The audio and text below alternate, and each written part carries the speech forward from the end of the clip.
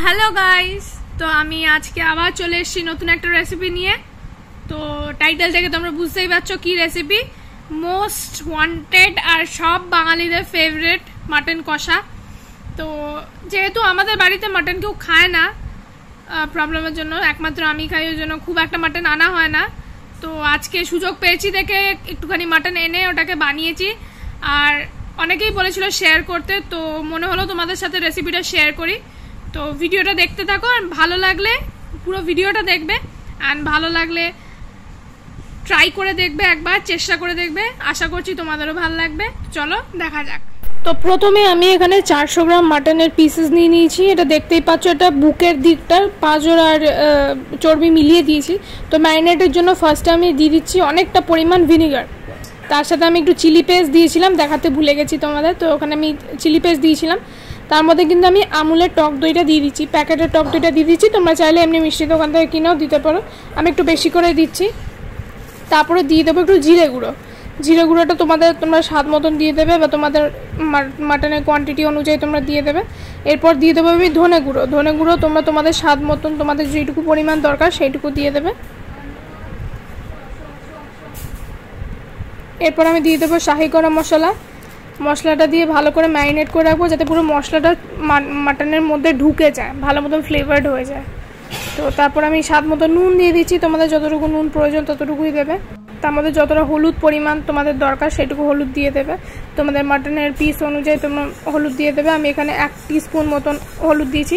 তার মধ্যে 1 table spoon মতন আমি একটু চিনি দিয়ে দিলাম। চিনিটা একটু ম্যান্ডেটারি মাটনে, তো টেস্টটাও ভালো আসে, ক্যারামেলাইজডও হয় ভালো। তারপর আমি এখানে একটু পরিমাণ মতন আদা কুচো, রসুন কুচো আর লঙ্কা কুচো দিয়ে দেবো। আমি ভালো মতন করে ঘষে নিয়েছি, আমি বাটি নিয়ে এটাকে আমি কিন্তু মানে মিন্সড করে আমি বেটেছি, একদম প্রপার পেস্ট করিনি। তো এটা দিয়ে ভালো করে মেখে নেবো। তার মধ্যে একটু টমেটো পিউরি দেবো। এটা কিন্তু টমেটো আমি পেস্ট করেছি, পেস্ট করে পিউরিটা দিয়েছি। এটা কিন্তু রেডিমেড পিউরি নয়, আমি টমেটোটাকে পেস্ট করেছি। সব কিছু দেওয়ার পর আমি একটু ভালো মতন করে আগে মেখে নেবো। মেখে নেওয়ার পর তারপর বাকি আরও একটা ইনগ্রিডিয়েন্টস বাকি আছে সেগুলো দেবো, মেন যে ইনগ্রিডিয়েন্টসগুলো সেগুলো দেবো। তো আগে ভালো মতন করে একটু মিশিয়ে নিচ্ছি, তারপরে কিন্তু বাকিগুলোকে অ্যাড করবো। ভিডিওতে দেখতেই পেয়েছো, প্রথমে আমি কিন্তু ভিনিগার আর টক দইটা খুব বেশি করে অ্যাড করেছি, বিকজ মাটন কিন্তু চিকেনের মতন তাড়াতাড়ি কষতে চায় না এবং তাড়াতাড়ি নরমও হয় না। সেই কারণে টক দইটা ভিনিগার দিয়ে আমি ম্যারিনেট করে রেখেছি, যাতে মাংসটা নরম হয় আর আমার কুক করতেও তাড়াতাড়ি সময়, মানে বেশিক্ষণ টাইম যাতে না লাগে, তাড়াতাড়ি যাতে আমাকে কুক করতে পারি আমি।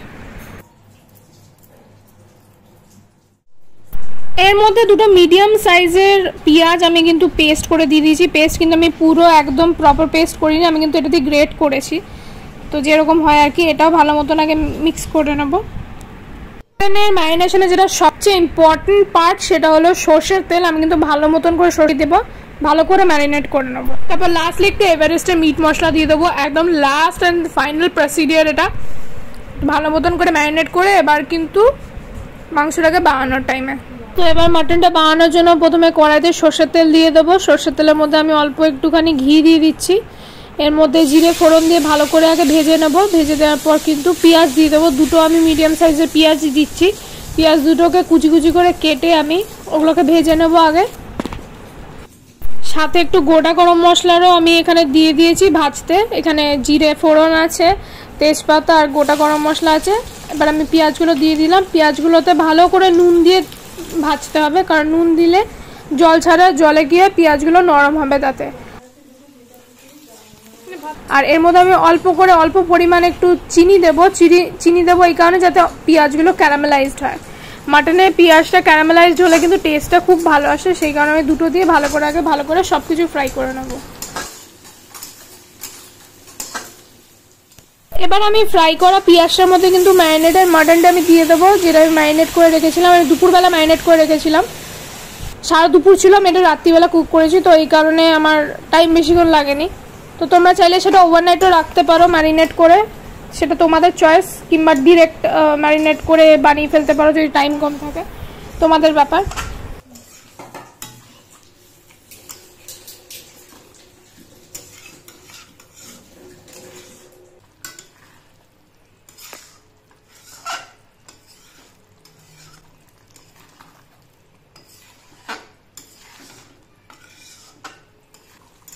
ফার্স্ট আমি গ্যাসটাকে হাই ফ্লেমে রেখে কিন্তু কিছুক্ষণ কষিয়ে নেবো, প্রায় 15 to 20 মিনিটস মতন আমি হাই ফ্লেমে রেখে কষিয়ে নেবো।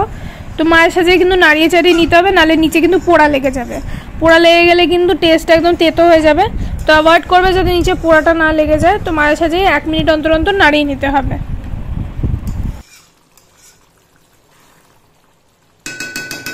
কষানোর প্রসেসটাকে আরেকটু হেল্প করতে কিন্তু এখানে আমি আরেকটুখানি দই অ্যাড করছি, যাতে মাংসগুলো আরেকটু নরম হয়, প্লাস খেতেও টেস্টি হয়। তো সেই কারণে যাতে তাড়াতাড়ি প্রসিডিওরটা হয়, তাড়াতাড়ি নরম হয়, সেই কারণে কিন্তু দইটা আমি আরেকটু দিয়ে দিচ্ছি, কারণ টকে দই দিলে সাধারণত মাটনগুলো গলে তাড়াতাড়ি।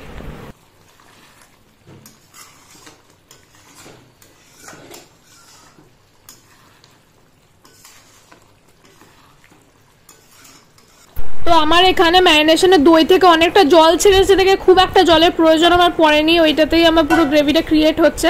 কিন্তু তলায় যাতে পোড়া না লেগে যায় সেখানে আমি একটুখানি 1 কাপ মতন জল দিয়ে দিলাম, যাতে নিচে পোড়াটা আমি অ্যাভয়েড করতে পারি। আর বেশি ঘন হয়ে গেলে প্রবলেম হবে, সেই কারণে জল দিয়ে আগে ভালো মতন ফুটিয়ে নিতে হবে ঝোলটাকে, তারপর তোমরা তোমাদের কনসিস্টেন্সি অনুযায়ী তুমি রাখতে পারো। 20 to 30 মিনিটস যখন হয়ে যাবে কষানো, তখন কিন্তু মিডিয়াম টু লো ফ্লেমের মাঝামাঝি রেখে কিন্তু ঢেকে দিতে হবে, ঢেকে ঢেকে কিন্তু ফোটাতে হবে। বিকজ মাংসগুলো যদি না নরম হয় তাহলে কিন্তু খেতে পারবে না, যদি মাটনের পিসগুলো যদি শক্ত থেকে যায় তাহলে কিন্তু খেতে পারবে না। সেই কারণে কিন্তু 1 মিনিট অন্তর অন্তর ঢেকে ঢেকে কষিয়ে নিতে হবে এবং ভালো করে নাড়িয়ে চাড়িয়ে নিতে হবে।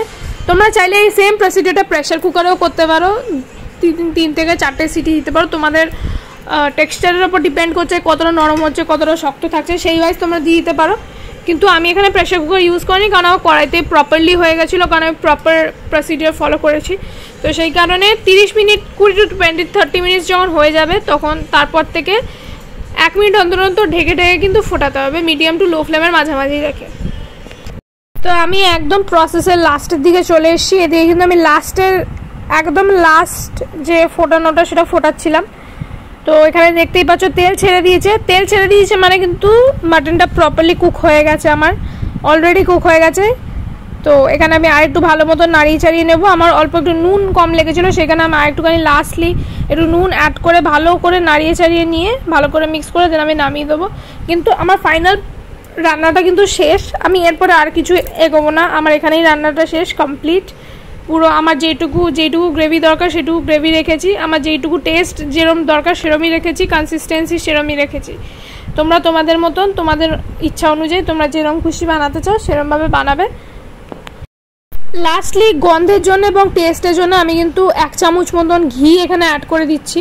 তোমরা চাইলে এটাকে স্কিপও করতে পারো বা অ্যাডও করতে পারো, অ্যাড করলে টেস্টটা আর একটু বেশি এনহ্যান্স হয়। তো আমি এখানে দিয়ে দিলাম, ভালো মতন আমি মিক্স করে নেবো।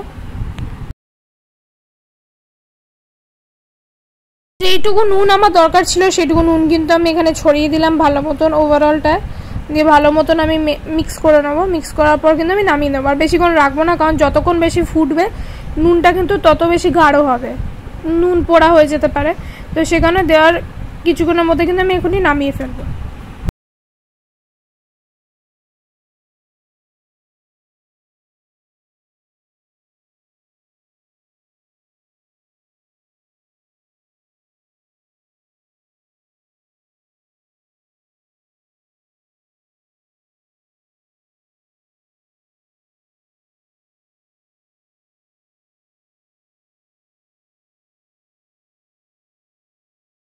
তো এই ছিল আজকে আমার রেসিপি। তো তোমরা দেখে জানাও কেমন লাগলো, তোমাদের রেসিপিটা দেখতে কেমন লাগছে, অ্যান্ড অবশ্যই তোমরা ট্রাই করে দেখবে বাড়িতে। খুব ইজি প্রসেস, খুব একটা টাফ নয়, খুব একটা প্রবলেমেটিক নয়, একটু খালি পেশেন্সের দরকার, কারণ চিকেনের মতন তো মাটন অত তাড়াতাড়ি সিদ্ধ হয় না, তো সেই কারণে ওটা সিদ্ধ কষাতে অনেকটা টাইম লেগে যায়। তো পুরোপুরি পেশেন্সের ব্যাপার, তো তোমাদের ধৈর্য নিয়ে মানে প্রসেসটাকে করতে হবে আর কি। তো ভালো লেগে থাকলে নিশ্চয়ই বাড়িতে একবার ট্রাই করবে, আর আমার ভিডিওটা ভালো লাগলে please like share and subscribe করে দেবে আমার চ্যানেলটাকে। And lots of love, bye bye, good night.